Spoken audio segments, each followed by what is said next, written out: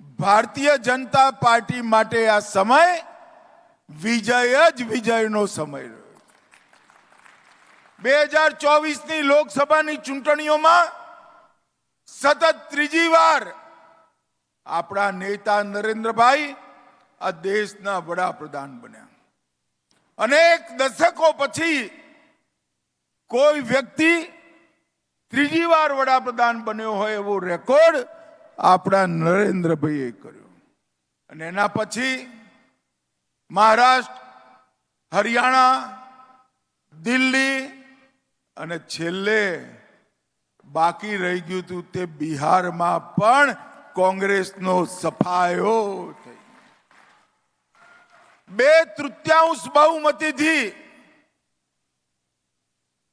બિહારની અંદર ભારતીય જનતા પાર્ટી અને એનડીએના સાથી પક્ષોની સરકાર થઈ।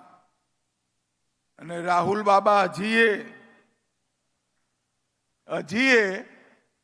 ક્યારેક ઈવીએમ નો વાંક કાઢે, ક્યારે મતદાતા સૂચિનો વાંક કાઢે।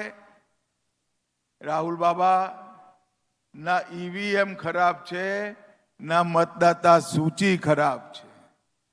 દેશની જનતા કોંગ્રેસને સ્વીકારતી નથી, કોંગ્રેસના સાથી પક્ષોને સ્વીકારતી નથી, એનું આ પરિણામ। અને હું આજે આ મંચ ઉપરથી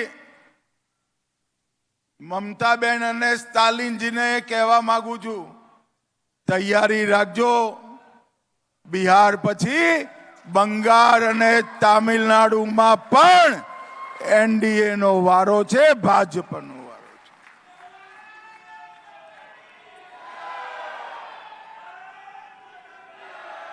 નરેન્દ્રભાઈના નેતૃત્વમાં સમગ્ર દેશની અંદર ચૌમુખી વિકાસ, દરેક ક્ષેત્રનો વિકાસ અને દેશને મહાન બનાવવાનો સંકલ્પ એ ભારતની જનતાએ સ્વીકારી લીધો છે।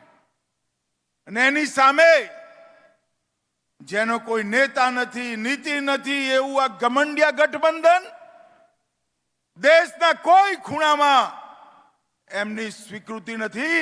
અને આજે અમદાવાદ વાળા મારી વાત યાદ રાખજો, ગાંધીનગરના મતદાતાઓ મારી વાત યાદ રાખજો, પરિણામ આવવા દો, તમિલનાડુ અને બંગાળ બંને જગ્યાએ ખો નીકળી જવાનો છે, ખો નીકળી જવાનો।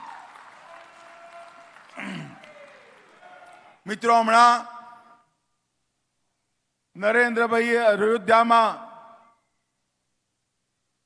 19માં ભૂમિપૂજન કર્યું, 24માં પ્રાણ પ્રતિષ્ઠા કરી અને 25માં અયોધ્યાના મંદિર પર ભગવો ફેરાઈ બધું કામ પૂરું કરી જય શ્રી રામ કરી નાખ્યા। અયોધ્યામાં રામ મંદિર પૂરું થયું અને જ્યાં સીતા માતાનો જન્મ થયો હતો ત્યાં 4 મહિના પહેલા નીતિશ કુમારજીને મેં સીતા માતાના મંદિરનું પણ ભૂમિ પૂજન કર્યું છે। 26માં ત્યાં પણ ધજા ચડી ગઈ।